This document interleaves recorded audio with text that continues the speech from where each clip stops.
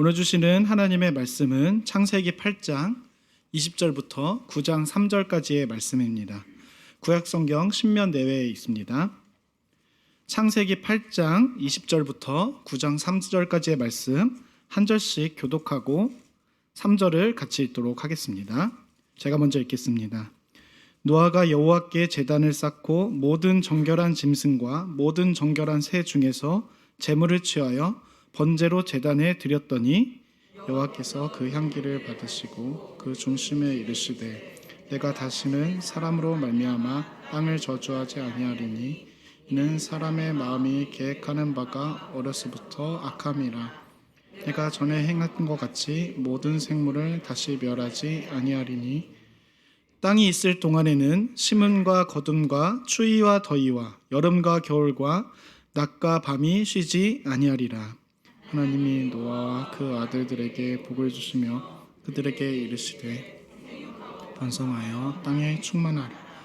땅의 모든 짐승과 공중의 모든 새와 땅에 기든 모든 것과 바다의 모든 물고기가 너희를 두려워하며 너희를 무서워하리니 이것들은 너희 손에 붙였음이니라. 모든 산 동물은 너희의 먹을 것이 될지라. 채소같이 내가 이것을 다 너희에게 주노라. 아멘. 오늘은 구원의 복과 사명의 복이란 제목으로 말씀을 살펴보고자 하는데요. 오늘 본문의 앞을 보시면 노아와 그의 가족 그리고 방주 안에 혈육 있는 모든 생물들이 하나님의 은혜로 구원을 받게 되죠. 우리가 익히 알고 있는 사실입니다. 저는 이런 측면에서 이 8장에 나오는 18절 19절의 창세기 7장 7절부터 9절 말씀과 이 관계가 깊은 말씀이라 생각하는데요. 이게 무슨 말인가? 말씀을 먼저 한번 보겠습니다. 먼저 7장 7절부터 9절까지의 말씀인데요. 제가 읽어드리겠습니다. 노아는 아들들과 아내와 며느리들과 함께 홍수를 피하여 방주에 들어갔고 정결한 짐승과 부정한 짐승과 새와 땅에 기는 모든 것은 하나님이 노아에게 명하신 대로 암수 둘씩 노아에게 나와 방주로 들어갔으며. 아멘. 이렇게 7장에서는 노아와 그의 가족들 모든 생물들이 방주로 들어갔다라고 말씀했다면 이 8장을 보시면 이렇게 얘기합니다. 18절 19절인데요. 제가 또 읽어드리겠습니다. 노아가 그 아들들과 그의 아내와 그 며느리들과 함께 나왔고 땅 위의 동물 곧 모든 짐승과 모든 기는 것과 모든 새도 그 종류대로 방주에서 나왔더라. 아멘. 우리가 읽은 것처럼 7장에서는 방주로 들어갔다 말씀했다면 8장에서는 방주에서 이제 나왔더라, 이제 들어갔고 나왔다, 출입, 서로 반대되는 상황을 말씀하고 있습니다. 물론 홍수가 오기 전에 이 방주로 들어가는 것이 너무나 당연한 거죠. 또 비가 그쳤으니까 홍수가 거친 후에는 밖으로 나오는 게 너무나 상식적인 일입니다. 그런데 성경은 특히 모세오경은 이 이야기책, 내러티브로 쓰여진 특성 때문에 반복이라는 강조법을 사용해서 우리에게 주고자 하는 메시지를 알려주는데, 마찬가지로 오늘 본문에서도 방주에서 들어갔고 또 나왔더라라고 반복하며 한 가지를 강조합니다. 그게 무엇인가? 우리 7장 9절 먼저 한번 읽어보겠습니다. 앞에 나와 있는데요. 시작. 하나님이 노아에게 명하신 대로 암수 둘씩 노아에게 나와 방주로 들어갔으며. 이 들어가고 나왔다를 반복하는 이 강조점 안에 또 하나의 강조점이 있는데 7장 9절에서 방금 우리가 읽었습니다. 8장 15절도 한번 읽어볼까요? 15절입니다. 시작. 하나님이 노아에게 말씀하여 이르시되. 아멘. 말씀을 쭉 7장부터 8장을 읽으시면 우리가 발견할 수 있는 두 가지의 강조가 있는데, 그것은 들어가고 나왔다, 이거 첫 번째였고요. 두 번째는 뭔가 하면요, 이 행위로 들어갔고 나왔다라는 이 행위가 노아와 그의 가족들, 혈육 있는 모든 백성들이 구원을 받았지 않습니까? 그들이 들어갔기 때문에, 또 그들이 나왔기 때문에 구원받은 거죠. 잘한 일입니다. 그런데 이 행위가 무엇으로 비롯됐는가? 이것 또한 강조하는 게 창세기 말씀인데요. 7장과 8장에서는 노아와 그의 모든 가족들, 동물들이 하나님의 말씀 또 하나님의 명령으로 들어가고 나오는 이 행위를 시작했다고 말씀합니다. 즉 우리의 모든 삶은 하나님의 말씀하심이 아니면 존재할 수 없었다는 것을 강조하는 겁니다. 하나님의 명령이 아니면 노아가 아무리 대단한 의인이었다 할지라도 그 방주로 들어갈 수도 없었고, 아니 시초적으로 방주를 만들 수도 없었고 나올 수도 없었다는 것입니다. 이게 창세기가 강조하는 두 번째 강조점인데, 저와 여러분들은 그런 인생들이고, 이게 이 하나님의 구원, 이 방주의 구원, 십자가의 구원, 이게 전적인 하나님의 은혜로서 구원의 특징이라는 겁니다. 또한 본문에서는 이 구원에 대한 노아의 반응도 어떠한가를 말씀합니다. 그런데 여러분, 이것을 잘 알려면 약간의 상상력, 좀 그림이, 소설을 쓸 필요가 있는데요. 우리가 노아의 입장이 좀 돼봐야 합니다. 그냥 노아의 홍수가 있었고 방주에 들어갔고 방주에 나와서 그 8명의 식구를 가지고 지금 온 인류가 생겨났다. 이게 너무나 요약해서 잘된 말이지만 그 현장을 우리가 좀 상상해 볼 필요가 있습니다. 이게 무슨 말인가? 노아는 하나님의 명령대로 노아에 들어갔습니다. 그리고 약 1년이 지난 후에 하나님의 명령대로 방주 밖으로 나오죠. 하나님의 명령대로 이제 홍수가 끝나고 방주 밖으로 나갔는데, 여러분 방주 밖의 환경이 어떠했을까요? 노아가 지금까지 살아온 600년 동안의 환경과는 완전히 달라지지 않았겠습니까? 그리고 그것도 긍정적으로 바뀐 게 아니라 요즘 우리나라가 미세먼지가 많은 것처럼 부정적이게 달라졌을 겁니다. 비둘기가 전해준 것처럼 감람나무를 위시한 식물들이 다시 이제 자라나기 시작했겠지만, 대홍수, 지구의 대격변이 있었고 얼마 지나지 않은 시점이니까 그 풍경이 아주 심각한 재난의 모습이었을 겁니다. 우리가 종종 듣는 세계 곳곳의 홍수, 또 지진과 같은 재난의 피해를 우리가 생각하면 이해가 아마 잘 되실 것 같아요. 나무들이 뿌리째 뽑혀서 이리저리 다 뒤엉켜져 있고, 푸르렀던 산이며 목초지는 이 진흙에 뒤덮여서 누렇게 변해 있고, 엿가락처럼 휘어 있는 이 땅과 이 바다를 보면서 아마 굉장히 놀랐을 것 같습니다.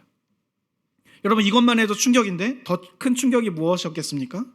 짐승이나 사람 할 것 없이 시체가 여기저기 다 나뒹굴러 있는 거예요. 만약 우리가 이런 상황에 맞닥뜨렸다면 여러분은, 또 저는 어떤 생각이 먼저 들까요? 저는 두 가지라고 생각합니다. 자기 자신에 적용하는 개인적인 반응인데, 긍정적인 반응으로는 나는 방주에 들어갈 수 있어서 저들과 같이 되지 않고 살았구나 라는 첫 번째 반응일 거고, 부정적인 반응 두 번째로는 방주에 나도 들어가지 않았으면 나도 저렇게 시체로 나뒹굴렀었겠구나 라는 두 가지 생각이었을 것 같습니다. 이런 상황에서 그누가, 그래, 내가 방주에 들어갔으니까 살았지, 내가 그래서 구원받았지, 아무리 하나님께서 명령하셨어도 내가 안 들어가고자 했으면 내가 살 수 있었겠어? 저기저기 나뒹구르는 저 불쌍한 시체들은 하나님의 명령을 안 들어서 저렇게 된 거야 라고 누가 말할 수 있겠습니까? 그 참혹한 현장 앞에서 자신이 방주로 들어가고 나왔음, 이 행위 자체를 자랑할 인간이 어디 있겠습니까?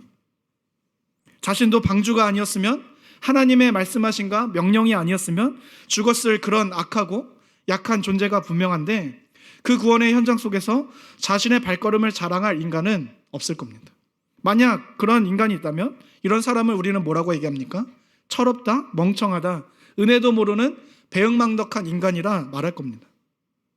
즉 진정으로 구원받은 사람이라면 이 하나님의 전적인 은혜로서 주어지는 그 구원 앞에 우리는 어떻게 반응하게 돼 있는가? 하나님의 말씀하심, 하나님의 명령하심에 감사하고 그의 능력을 찬양하게 돼 있다는 겁니다. 이게 구원에 대한 자연스러운 반응이라는 것이죠. 사랑하는 성도 여러분, 저는 이런 맥락에서 우리가 하나님의 구원에 대해서 우리 자신을 자랑하고 또 우리의 어떤 행위를 자랑하지를 않는지, 이런 인생이 아니라 하나님만 찬양하고 하나님께만 감사할 수 있기를 주님의 이름으로 간절히 축원합니다. 그러면 우리에게 필요한 게 무엇이라고요? 노아가 받은 그 구원의 현장을 날마다 목격하셔야 합니다.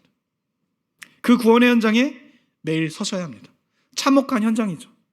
자신은 구원받아서 버젓이 지금 살아있지만 구원받지 못한 다른 인생들은 홍수의 심판으로 인해 흙과 나무로 뒤엉켜 나뒹굴러 시체로 죽어있는 그 현장에 우리는 매일 서야 나의 행위와 나의 어떤 인생의 자랑을 내려놓고 오직 하나님만 자랑할 수 있는, 하나님께만 찬양할 수 있는 인생으로 살아갈 수 있다는 겁니다. 저는 이게 구약에서는 노아 방주 사건이고 신약에서는 예수님의 십자가 사건이라고 생각합니다. 방주의 구원은 예수 그리스도의 보혈과 십자가로 인한 구원의 사역을 상징하기 때문이거든요. 이걸 설명하면 오래 걸리니까 이 정도로 넘어가는데, 매일 우리는 방주의 그 구원의 현장, 십자가의 구원의 현장에 매일 서야 합니다. 그래서 18세기 영국의 대부흥 운동의 주역들에게 가장 큰 영향을 주었던 인물이 있는데 윌리엄 노라는 사람인데요. 그가 이렇게 말했습니다. 기독교는 두 개의 큰 기둥, 즉 우리의 타락의 큼과 하나님의 구속의 큼에 기초하고 있다. 여러분은 기독교는 두 개의 큰 기둥이 있습니다.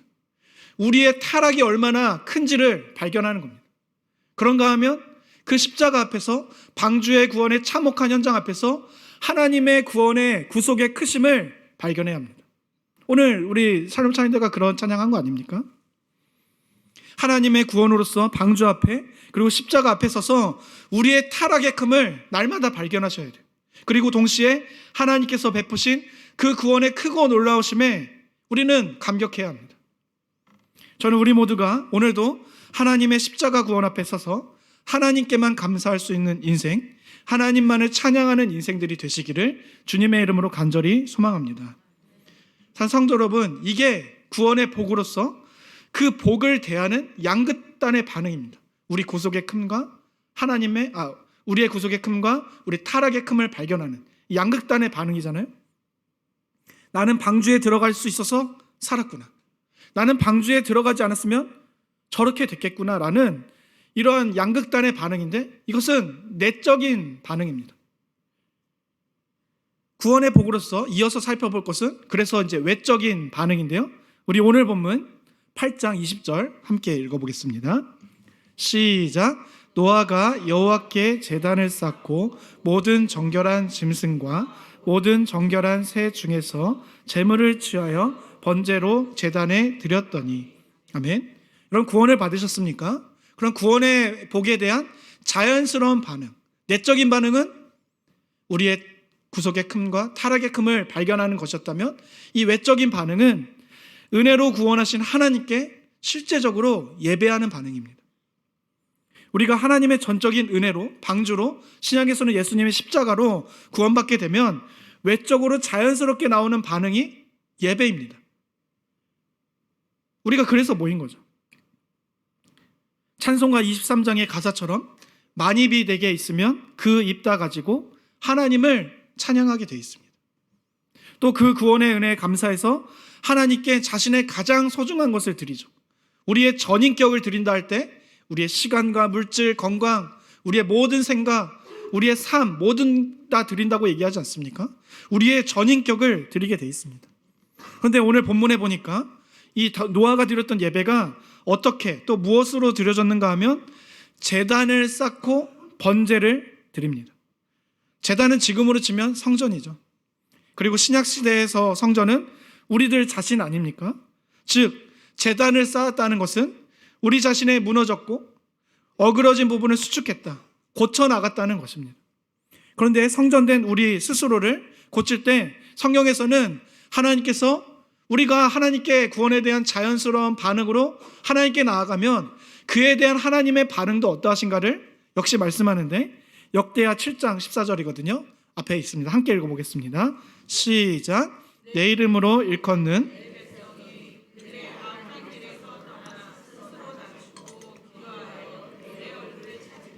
내가 하늘에서 듣고 그들의 죄를 사하고 그들의 땅을 고칠지라. 아멘. 여러분, 예배는 이래서 이 일방적인 게 아닙니다. 저와 같은 목회자들이 말씀을 일방적으로 전하고 우리는 그 말씀을 일방적으로 듣는, 예배는 그런 현장이 아니에요. 저도 한 사람의 예배자로서 말씀을 준비하고 하나님의 말씀을 대언하며 이 시간 하나님께 나의 잘못된 죄를 자복하고 회개하며 하나님, 저의 무너졌던 재단을 다시 쌓습니다. 하나님, 임하여 주옵소서, 함께하여 주옵소서라는 마음으로 나갈 때 하나님께서 응답하여 주시는 이 양방향적인 그런 역사가 일어나는 게 예배입니다. 오늘 이 본문 역대하 7장 14절에서도 동일한 것 아닙니까? 우리의 재단을 고치고 우리의 마음을 스스로 고쳐나갈 때 하나님께서는 하늘에서 듣고 우리들의 죄를 사하고 이 땅을 고치겠다 말씀하십니다. 땅을 고치신다는 건데 오늘 본문에서도 동일한 말씀을 하시는데요. 우리 21절 함께 읽어보겠습니다. 시작. 여호와께서 그 향기를 받으시고 그 중심에 이르시되 내가 다시는 사람으로 말미암아 땅을 저주하지 아니하리니 이는 사람의 마음이 계획하는 바가 어려서부터 악함이라. 내가 전에 행한 것 같이 모든 생물을 다시 멸하지 아니하리니. 아멘. 역대하 7장과 동일한 말씀이 무엇이겠습니까? 땅을 저주하지 않겠다는 말씀입니다. 노아가 자신의 마음을 또 삶을 고치는 그 상징으로서 제단을 쌓고 나아갈 때 하나님은 땅을 저주하지 않겠다는 땅에 대한 은혜를 말씀하십니다. 제단을 쌓을 때 그렇게 하신다는 거죠. 저는 우리 삶 가운데 하나님께서 베푸신 그 구원의 은혜 때문에 우리 모두가 하나님을 예배하기 원합니다. 왜 그럴까요? 이 하나님을 예배할 때만이 우리로 인해서, 즉 제단으로 상징되는 우리 자신과 우리의 삶을 고칠 수 있는 유일한 대안, 본질적인 대안이 되기 때문이죠. 그리고 우리들의 삶과 우리들의 자신이 고쳐짐으로 인해서 우리들이 살아가는 땅도 고쳐줄 수 있다 말씀하기 때문이죠. 사실 우리가 이 땅의 희망, 교회가 이 땅의 희망이라는 것은 우리 자신들 자체가 대단해서가 아닙니다. 우리 자신들 자체가 대단해서가 아니라 우리들이 하나님을 예배하는 그 예배자로 모였기 때문에 우리들이 이 땅의 희망이며 우리 교회가 이 땅의 희망인 것입니다. 그래서 우리가 예배 드릴 때 어떤 일이 벌어지는 겁니까? 우리도 변화가 되는 거예요. 고쳐지는 거예요. 근데 우리만 고쳐지는 게 아니라 우리가 들고 나가는 이 복음의 그 메시지가 우리들이 걸어가는 땅과 가정과 사회와 직장과 모든 나라가 변화되게끔 하는 그 힘이 이 예배를 드리는 우리의 제단을 쌓는 우리 자신에게 있다는 것입니다. 그래서 창세기 3장 17절에 아담이 죄를 짓고 사실은 죄를 지은 다음에 땅이 저주를 받습니다. 땅이 너로 인해 저주를 받는다. 그런데 노아를 보는 것처럼 땅이 사람으로 말미암아 이제는 저주받지 않겠다는 겁니다. 아담의 타락으로 인해 땅이 저주받았다면 이제 노아로부터 시작되는 새 인류, 노아로부터 시작되는 새 마음이 새 제단을 쌓는 그 인류의 시작이 이제는 하나님께서 그를 통하여 땅을 저주하지 않겠다는 땅에 대한 은혜를 말씀하셨다면 저는 여기 모인 우리 모두가 하나님의 은혜로 구원받았음을 진짜 기쁘게 감사하는 인생들이 되시기를 간절히 소망합니다. 그러면 우리의 외적으로 나타나는 반응이 무엇이라고요? 자연스러운 반응은 예배라는 겁니다. 그래서 우리 담임 목사님도 자주 말씀하시지만 예배가 살아날 때 우리 교회가 희망이 있는 거고 예배가 살아날 때 우리 각 개인과 가정이 희망이 있는 것입니다. 근데 예배를 어떻게 드렸다고요? 제단을 쌓고 수축합니다. 성전된 나 자신을 그리고 나의 삶에 어그러지고 무너진 곳을 고쳐나갔다는 것입니다. 이로 인해 저주받았던 땅이 저주받지 않을 것이라는 은혜가 선포되었던 것이죠. 저는 여기 모인 우리 모두도 하나님께 예배하는 인생으로서 우리들의 잘못된 부분, 어그러진 부분에 그 제단을 쌓고 번제를 드림으로써 저주받았던 땅을 고쳐나가는 소금과 빛의 사람으로 살아가시는 우리 모두가 되시기를 주님의 이름으로 간절히 소망합니다. 여러분, 이게 구원의 복, 제가 앞서 오늘 말씀의 제목이 앞부분이죠. 구원의 복을 말씀했다면 이제 사명의 복은 무엇인가, 이것을 나누고자 하는데요. 우리 이어서 오늘 본문 22절 함께 읽어보겠습니다. 22절입니다. 시작.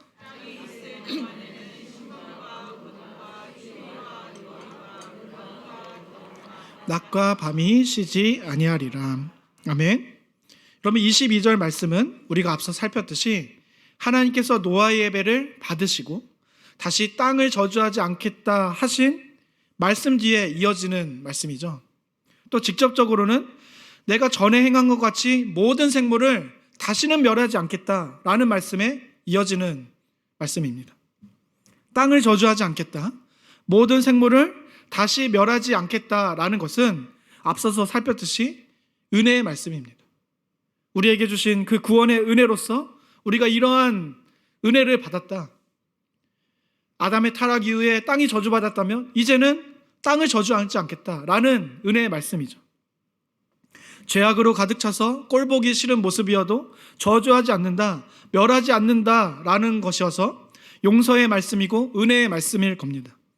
그런데 여러분, 이렇듯 22절은 내가 전에 행한 것 같이 모든 생물을 다시 멸하지 않겠다라는 측면에서의 그 은혜의 말씀 뒤에 나오는데, 저는 그래서 오늘 22절 말씀이 좀 이상하다라는 생각이 들었어요. 이 말씀의 맥락이 이게 잘 맞는가? 이런 고민이 많이 들었습니다. 보통 우리의 약함과 우리의 악함에도 우리를 살려주시겠다고 은혜를 말씀했다면 그 뒤에는 뭐가 예상됩니까? 추위와 더위, 이거는 말도 안 되는 것 아닙니까? 하나님께서 은혜를 말씀하셨으면 추위, 더위 이건 말도 안 되고 시원함과 따뜻함이어야 합니다. 또 여름과 겨울이 아니라 우리가 좋아하는 이 3, 4월의 그 봄, 또 청고마비, 말도 살찐다는 그 가을이어야 하는데, 또 신문과 거듭, 이것은 웬 말입니까? 신문과 거듭, 인생의 고난을 함축한 말이 신문과 거듭 아닙니까?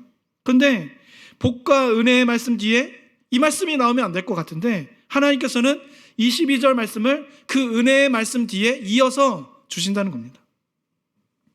그런데 하나님께서는 노아가 예배를 드리고 은혜의 말씀으로써 땅을 저주하지 않겠다, 모든 생물을 멸하지 않겠다 하시면서 이 22절 말씀을 우리에게 또 노아에게 겸하여 주십니다. 이게 잘 이해가 가지 않을 수도 있는데, 만약 그렇다면, 저도 그랬습니다. 그렇다면 그것은 제가 가진, 또 우리가 가진 복에 대한 개념이 좀 좁거나 잘못되었기 때문일 겁니다. 우리에게 복의 개념은 심음과 거둠이 아닙니다. 여러분, 누가 심고 싶어 합니까? 심는 것도 힘들었는데 또 누가 그걸 기다리고 노심초사하며 나중에 잘 되었나 보다가 잘 되면 그것을 누가 거두고자 합니까? 편하지 않는 거예요. 추위와 더위를 아십니까? 추위와 더위도 복이 아닙니다. 시원함과 따뜻함이 복이죠. 그런데 성경은 심음과 거둠, 또 추위와 더위가 복이라는 맥락에서 말씀하는 겁니다. 왜 그럴까요? 땅을 저주하지 않을 것이고 다시 모든 생물을 멸하지 않을 것이라는 전제 안에서는 이게 복이 되기 때문입니다. 무슨 말인가? 여러분에게 주어진 삶에서 심음과 거둠이라는 말씀처럼 우리는 일해야 되고, 또 그 일을 할 때 추위와 더위를 경험해야 하는 인간이라면 누구나 겪는 이런 인간사의 고생, 고난이 복이라는 게 이해가 잘 안 될 것 같아요. 믿어지지 않을 것 같습니다. 그런데 여러분, 이걸 믿으셔야 합니다. 우리에게 주어진 이 일상이 하나님께서 주신 복이기 때문이죠. 앞서 구원에 대한 노아의 내적인 반응을 제가 한마디로 뭐라 그랬습니까? 나는 죽지 않고 살았다 아닙니까? 여러분, 이런 측면에서 22절은 복입니다. 저는 모태신앙인데 항상 고민이 그거였습니다. 하나님께서 구원해 주셨으면 그냥 바로 천국으로 나 데려가면 되시지, 왜 이 인생의 고난길을 살게 하시는가? 사람을 만나야 되고요, 관계를 맺어서 그 안에서 복닥거리는 일들을 경험해야 하고, 또 나 자신의 지식과 또 나 자신이 그런 어떤 것들을 이루기 위하여 일을 하고 먹고 마시고, 죄송합니다만 싸기도 하고, 막 그런 인생의 반복들을 왜 경험해야 되는가? 저는 구원받으면 하나님이 그냥 천국으로 저를 데려가셨으면 좋겠는데, 하나님은 우리에게 구원의 은혜를 허락하시고 그런 삶을 바로 주시지 않는 거예요. 그러면은 천국 가기 이전에 이 삶은 고난의 연속인가? 고난의 행군인가? 그냥 하나님께서 구원하실 정해놓은 날이 있으니 그때는 우리를 내버려두고 너 구원해놨으니까 너 그때까지만 참아라, 이런 어떤 뭔가 인내의 그런 시간일 뿐인가? 라는 고민을 참 많이 했습니다. 그런데 그렇지 않다는 거죠. 나는 죽지 않고 살았다라는 측면에서 오면 하나님께서 우리에게 살아가게 하는 이 인생은 덤입니다. 덤. 플러스 인생인 거예요. 그렇기 때문에 이 인생은 고난이 아니고 저주가 아니고 복이 됩니다. 저는 우리의 삶이, 일상이 복이라는 것을 믿는 게 참 중요하다 생각합니다. 왜냐하면 이 전제가 없으면 우리는 우리에게 주어진 삶을 적극적으로가 아닌 소극적으로밖에 살 수 없고 또 부정적으로 살게 되기 때문입니다. 그래서 우리들의 삶을 불경건하고 속된 것으로 하찮게 여기죠. 초대 이 기독교 이단 중에도 그 이원론적인 사상으로 말시온 같은 이단이 있지 않았습니까? 삶에 대한 이런 부정적인 태도는 그래서 극단적으로 자신의 직장을 내팽겨치게 합니다. 가정을 소홀하게 하게 하고 가정으로부터 도망치고 산으로 올라가는 쪽으로 향하게 만듭니다. 세상과 연을 끊고는 그때 올 종말을 기다리죠. 기독교의 오랜 역사 가운데 이런 이단들이 수없이 많이 있었습니다. 너 전 재산 필요 없다. 다 버리고 나한테 헌금하고 나를 따르라. 예수님 곧 오시니까 이런 식으로 우리들의 삶과 일상을 무너뜨린 이단들이 굉장히 많았습니다. 여러분, 하나님께서 구원받은 우리에게 주신 삶은 구원받은 이후에는 결코 나쁜 게 아닙니다.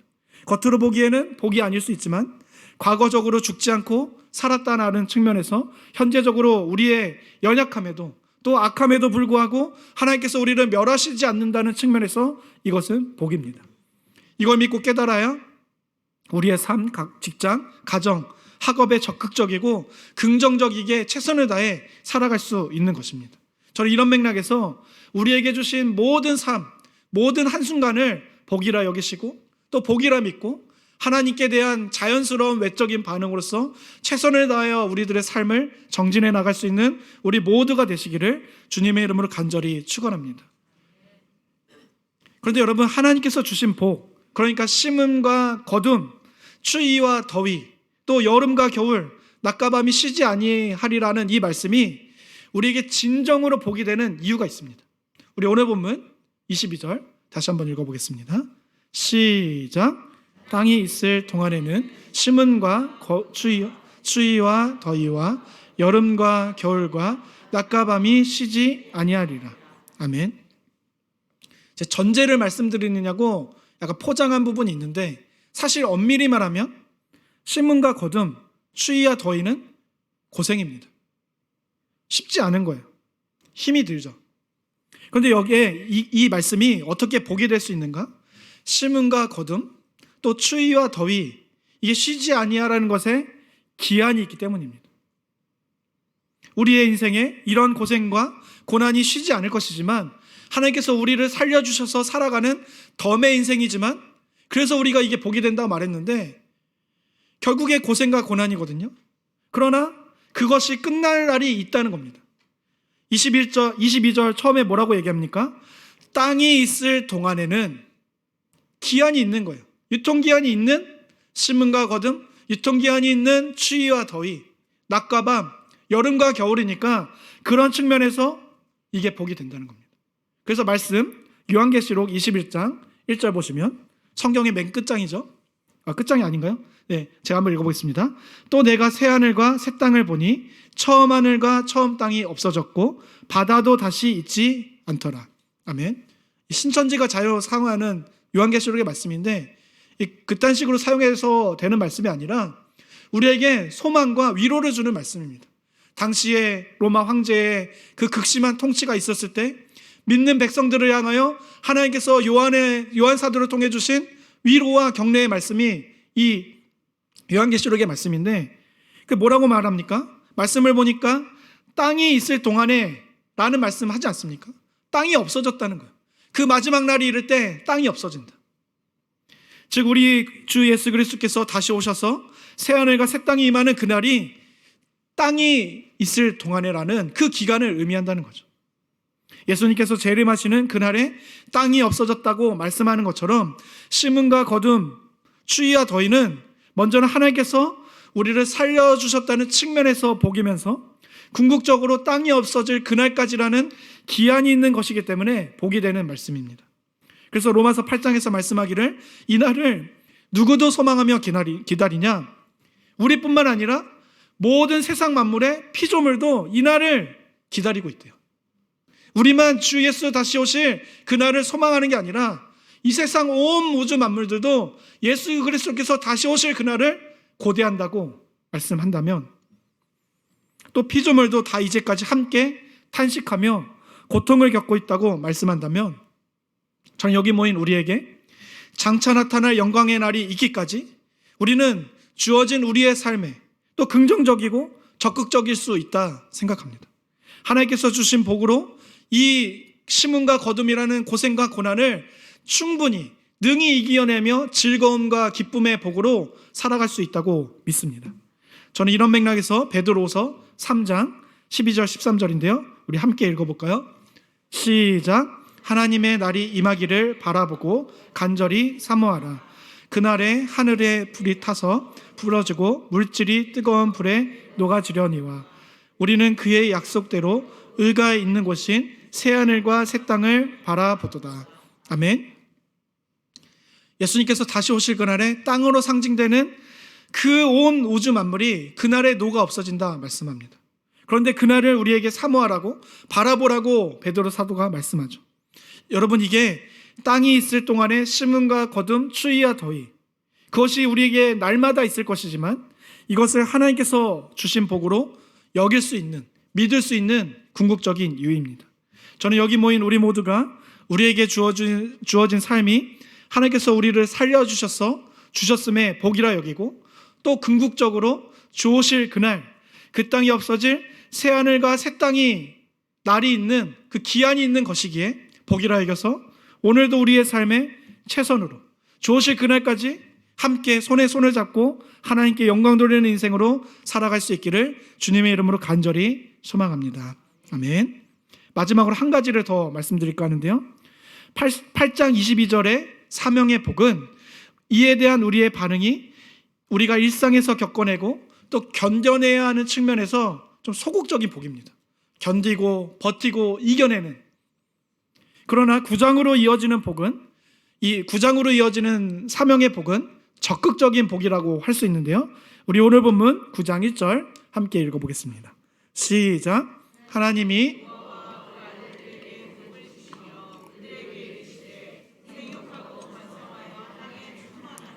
아멘. 하나님께서 우리에게 그 심음과 거둠이라는 추위와 더위라는 복을 주셨는데, 또 9장 1절에서 이어서 복을 주시는데 뭐라고 명령하시죠? 이 복에 대해 우리의 반응이 이러하길 원하시는데 생육하고 번성하여 땅에 충만하길 원하십니다. 앞의 복과 비교하면 8장 22절의 복은 어떤 상황을 겪어내고 견뎌내야 하는 수동적이고 방어적인 측면이 강한 것이었다면 9장 1절에서는 이제 능동적이고 개척해 나간다는 이 적극적인 측면이 강한 복이죠. 즉 앞의 복은 누리고 만끽하는 것이고 9장의 복은 우리가 개척하고 넓혀가야 하는 복입니다.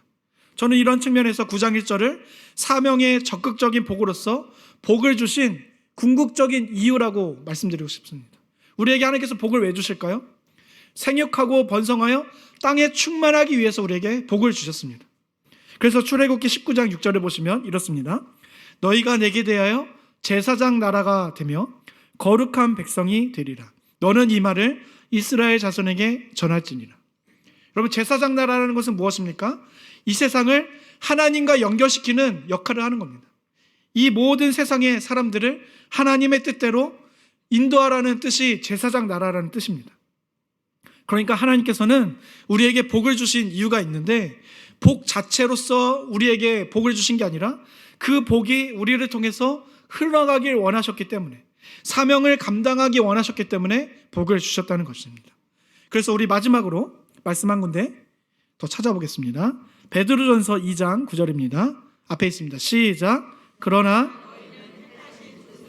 왕같은 제사장들이요 거룩한 나라요 그의 소유가 된 백성이니 이는 너희를 어두운 데서 불러내어 그의 기이한 빛에 들어가게 하신 이의 아름다운 덕을 선포하게 하려 하심이라. 아멘. 우리를 구원해 주셨습니다. 그 복을 주셨어요. 그런데 그 이유가 무엇입니까? 구원하신 예수 그리스도의 그 기이한 빛, 그분의 빛을 선포하기 위하여, 아름다운 덕을 우리들의 삶을 통하여, 인생을 통하여, 이 우리들에게 주신 일상의 삶을 통하여 그것을 전하기 위하여 복을 주셨다는 겁니다.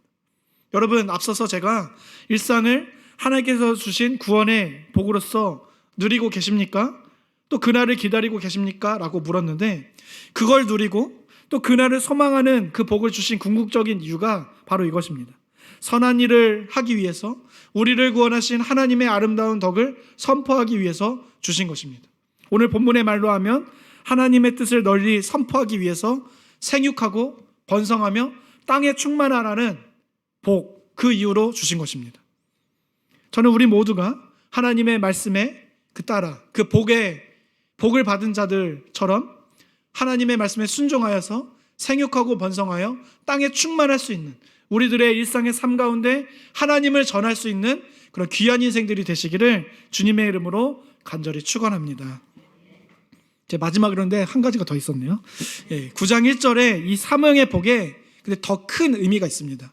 저는 이게 우리들이 살아갈 그 사명과 삶의 동력이 된다고 생각하는데요. 먼저 9장 1절이 어디서 들어본 말씀입니다. 생육하고 번성하여 땅에 충만하라. 앞에 말씀 보시면 창세기 1장 27절 28절인데요. 제가 읽어드리겠습니다. 하나님이 자기 형상 곧 하나님의 형상대로 사람을 창조하시되 남자와 여자를 창조하시고 하나님이 그들에게 복을 주시며 하나님이 그들에게 이르시되 생육하고 번성하여 땅에 충만하라. 땅을 정복하라. 바다의 물고기와 하늘의 새와 땅에 움직이는 모든 생물을 다스리라 하시니라. 아멘. 오늘 본문 9장 1절의 말씀은 이 말씀과 너무나 똑같은 거예요. 28절에서도 하나님이 그들에게 복을 주셨다 말씀하고, 오늘 본문 9장 1절에서도 하나님께서 노아에게 복을 주셨다 말씀합니다.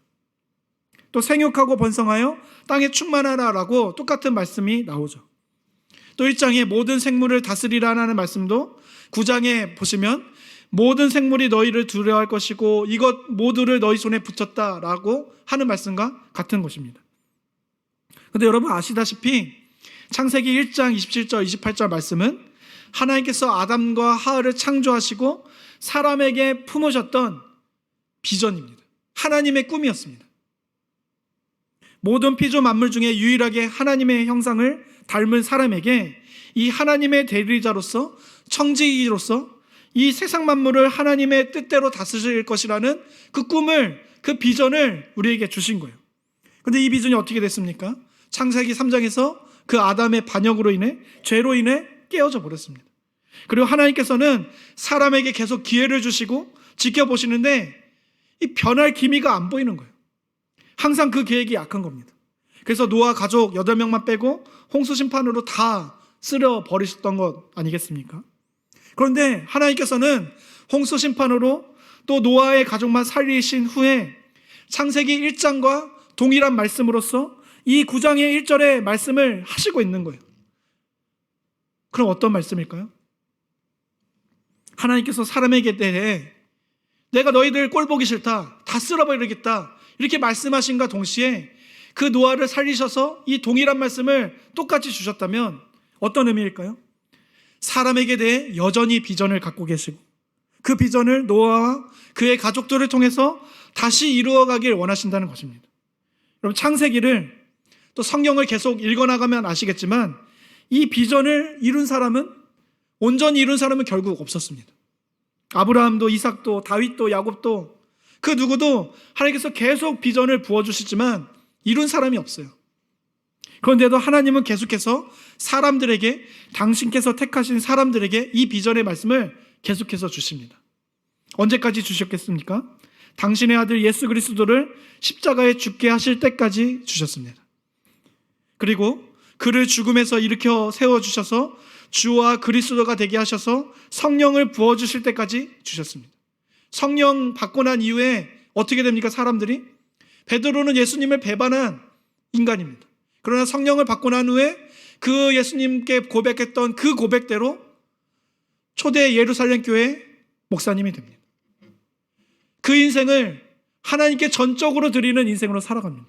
전생에 의하면 내가 예수님처럼 똑바로 십자가에서 죽을 수 없다, 나는 십자가에 거꾸로 매달려 죽겠다고 죽는 인생이 베드로가 되지 않습니까? 여러분, 그러니까 9장 1절의 깊은 의미는 무엇일까요? 저는 하나님의 사랑, 하나님의 인내라 생각합니다. 하나님께서 포기하지 않으시는 거예요. 하나님의 은혜로 구원받고 우리가 사명도 받았지만 여전히 내 멋대로 사는 나 때문에, 이것밖에 안 되는 나 자신 때문에 실망하고 포기할 때가 많습니다. 신문과 거듭, 더위와 추위라는 그 인생의 고난을 맞닥뜨리면 호기롭게 이 예배당을 박차고 나갔지만 그 인생의 고난 앞에 무너질 수 없는 약하디 약한 저의 모습을 보면서, 우리 자신의 모습을 보면서 실망하고 절망하고 포기할 때가 많은 거예요. 우리 가정에 대한 비전, 우리 교회에 대한 비전, 나 자신에 대한 비전이 쉽사리 바람 불며 날아갈 것 같은 종이짝같이 무너질 때가 많은 거예요. 그러나 이 9장 1절에 위로가 무엇입니까? 우리 하나님은 여전히 저와 여러분을 포기하지 않으시고 오늘도 그 구원의 은혜대로, 그 구원의 능력대로 우리를 일으켜 세우시어 새로이 시작하시며 비전을 주시고자 한다는 것이죠. 저는 이 9장 1절 말씀을 통하여 노아와 같이 새롭게 창조된 사람으로서 다시 한번 이 비전의 그 능력을 잊고 이 예배당을 박차고 나가 우리 가정 가운데, 우리의 삶 가운데 적극적으로 살아갈 수 있는 이 위로의 인생, 능력의 인생 되시기를 주님의 이름으로 간절히 축원합니다. 제가 계속 마지막 그랬는데 진짜 마지막입니다. 우리 에레미야가 3장 22절 23절 읽고 기도하겠습니다. 같이 큰 목소리 한번 읽어볼까요? 시작. 여호와의 인자와 긍휼이 무궁하심으로 우리가 진멸되지 아니함이니이다. 이것들이 아침마다 새로우니 주의 성실하심이 크시도소이다. 아멘.